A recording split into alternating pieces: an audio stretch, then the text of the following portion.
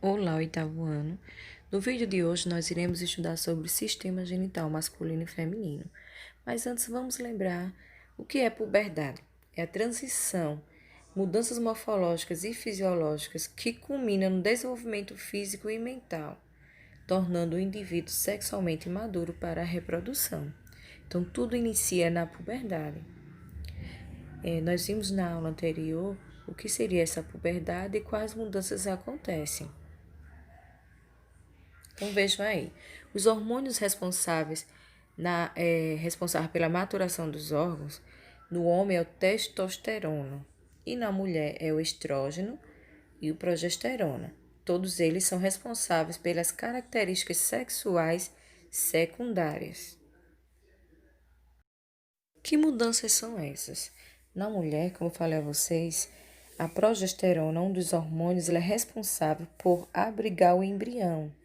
Já o estrogênio, ele é responsável pelas características secundárias, que são elas: desenvolvimento dos quadris, crescimento das mamas e dos mamilos, pelos pubianos, pelos nas axilas, estirando o crescimento, amadurecimento dos óvulos e a menarca, que é a primeira menstruação. Essa ninguém esquece, né? A primeira menstruação é chamada de menarca. No menino, o hormônio responsável pelas mudanças secundárias é o testosterona.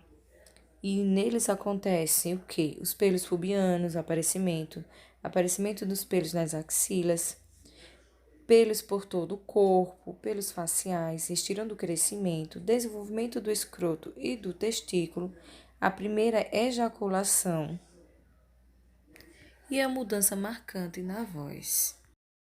Vamos conhecer agora o sistema genital masculino. Então, observe essas imagens para que vocês possam se localizar. O número 3 é o pênis, o 4 a glande, o 2 saco escrotal. Nós temos aí o 1 testículos, o 7 ductos deferentes, o 9 vesícula seminal. Então, esses números estão indicando os órgãos: 10 próstata, 8 glândulas bulbouretral, 6 epidídimo e 5 a uretra. Nós iremos conhecer agora cada um deles. O pênis é um órgão externo e ele é um dos órgãos que tem duas funções, o de reprodutora e a urinária também. No seu interior há um canal que chamamos de uretra.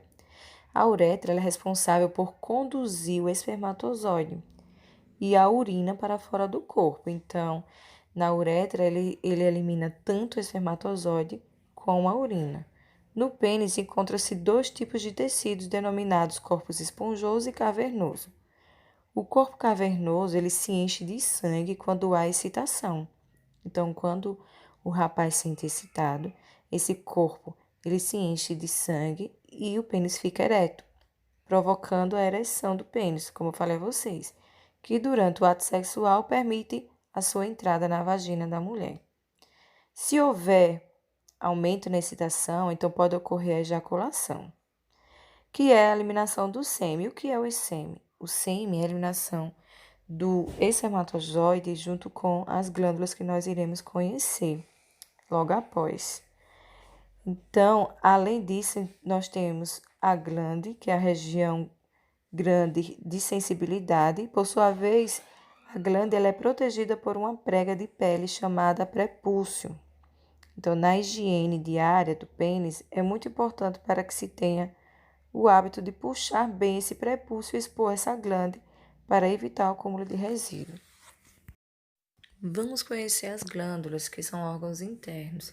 Então, as glândulas nós temos a próstata, que a sua função é a produção de líquido prostático e que serve para neutralizar a acidez. Por quê? O espermatozoide ele só sobrevive em meio alcalino. Então, se ele estiver muito ácido, não conseguiria sobreviver. Nós temos as vesículas seminais, com a função da produção de líquido seminal. Então, a vesícula seminal vai produzir líquidos para nutrir o espermatozoide. Então, ele nutre o espermatozoide, ou seja, vai alimentar o espermatozoide para que ele amadureça e esteja pronto para a sua saída. Por fim, nós temos as glândulas bulbouretrais. Elas são líquido, produzem um líquido que limpa a uretra.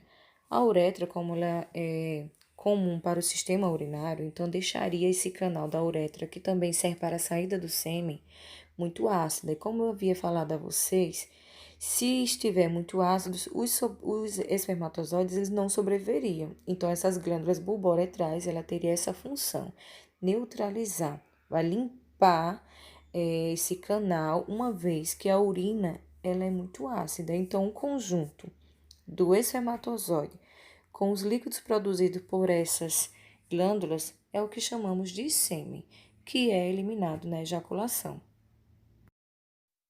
Outro órgão, nós temos aí o testículo. O testículo é um órgão externo e ele fica dentro do saco escrotal, ou escroto. Então, qual é a função dos testículos? De produzir espermatozoide e testosterona, que é o hormônio responsável pelas características secundárias. Vocês sabiam que o homem ele não nasce com espermatozoide? Pois é, o espermatozoide ele passa a ser produzido na puberdade. Então, quando o adolescente começa a produzir testosterona, então ele passará a produzir espermatozoide. E a cada milímetro de esperma ejaculado, ele produz cerca de 100 milhões de espermatozoides. Então, por que tantos espermatozoides? Porque quando acontece a fecundação, então no caminho a encontrar o óvulo, boa parte deles acabam morrendo. Então, só um pode fecundar o óvulo, só um consegue fecundar, os outros acabam morrendo. Então, o homem que não produz cerca de 6 milhões por milímetro de esperma não consegue engravidar, é considerado um homem estéril.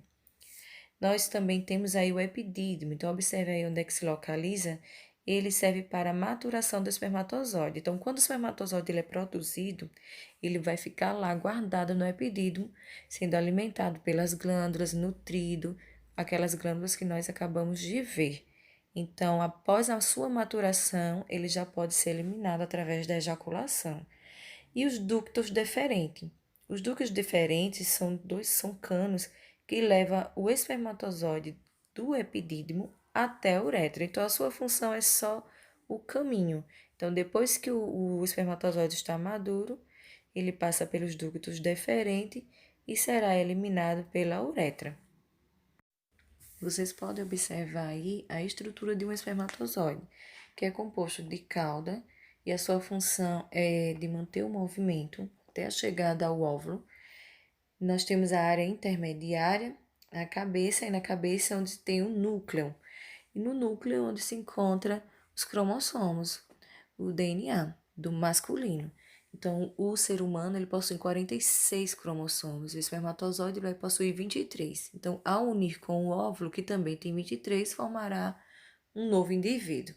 Então, a questão de fecundação a gente vai aprender no próximo vídeo. Vamos conhecer agora o sistema genital feminino. Então, observe a estrutura e onde se localiza cada órgão. Então, abaixo nós temos o órgão externo, que é a vagina, os grandes e pequenos lábios, o clítoris. Então, são órgãos externos. E os órgãos internos são o útero, as tubas uterinas, os ovários. A bexiga urinária e uretra fazem parte do sistema urinário. Então, diferente do sistema genital masculino, a uretra ela é apenas responsável pela saída da urina. Então, não é um órgão responsável pela reprodução. Na mulher existe um outro orifício que tem essa função e nós iremos conhecer cada um desses órgãos. Nós temos aí o pudendo feminino ou vulva, que corresponde ao conjunto de órgãos genitais externos, que compreende os grandes e pequenos lábios, a uretra, que é o canal da urina, que não pertence ao sistema reprodutor, e ao clítoris, que é uma pequena saliência arredondada, está assim, localizada acima dos pequenos e grandes lábios, e ele é responsável pela sensação de prazer na mulher. Então, assim como no homem a ereção no pênis, na mulher vai haver a ereção do clítoris. E por fim, a vagina, que é formada por um canal muscular com cerca de 8 centímetros de comprimento, que se estende desde o orifício vaginal até o colo do útero. As paredes das vaginas, ela apresenta grande elasticidade e contratilidade, possibilitando a eliminação do sangue menstrual e a saída do bebê durante o parto natural. Há aproximadamente 2 centímetros de abertura vaginal. Existe uma membrana mucosa que nós chamamos de ímen. Então, o ímen, a sua função é proteger essa entrada, a entrada da vagina. O ímen ele apresenta o orifício central que possibilita a saída do fluxo menstrual. É o que nós chamamos de selo da virgindade. Então, as meninas virgens possuem o ímen. Uma vez que perde a virgindade, esse ímen ele é rompido. Quando há o rompimento, vai haver sangramento, mas nem sempre. Nem sempre que há o rompimento do ímen vai haver esse sangramento, porque depende do tipo de ímen. Existem vários. O útero, ele é um órgão interno, tem a forma de uma pera, só que com a parte menor virada para baixo, a qual se liga com a vagina. A partir da puberdade, praticamente todos os meses, o útero ele se prepara para abrigar uma nova vida. Então, lembra dos hormônios progesterona, que é responsável por preparar o útero para abrigar esse embrião, essa nova vida, e nós temos o estrógeno, que é responsável pelas características hereditárias. Então, se não ocorrer a gravidez, vai haver a descamação do revestimento interno do útero, que é o endométrio, com a presença de sangue, o que nós chamamos de menstruação. Nós iremos conhecer o ciclo menstrual sobre a gravidez e parto nos próximos vídeos. Então, veja aí essa imagem do útero. E o útero, essa cavidade, é onde o bebê ele se abriga. Nós temos também o ovário. No ovário é onde abrigam os óvulos, que é a célula reprodutora feminina. O óvulo, assim como o espermatozoide, ele possui 23 cromossomos. Só que, diferente dos homens, as mulheres já nascem com os óvulos. Eles são produzidos na mulher ainda no ventre de sua mãe. Então, a mulher ela já contém uma quantidade de óvulos. Só que acontece que quando a menina entra na puberdade, os óvulos eles serão amadurecidos. Então, chegou nessa parte da puberdade, um óvulo ele amadurecerá. Nós chamamos de ovulação.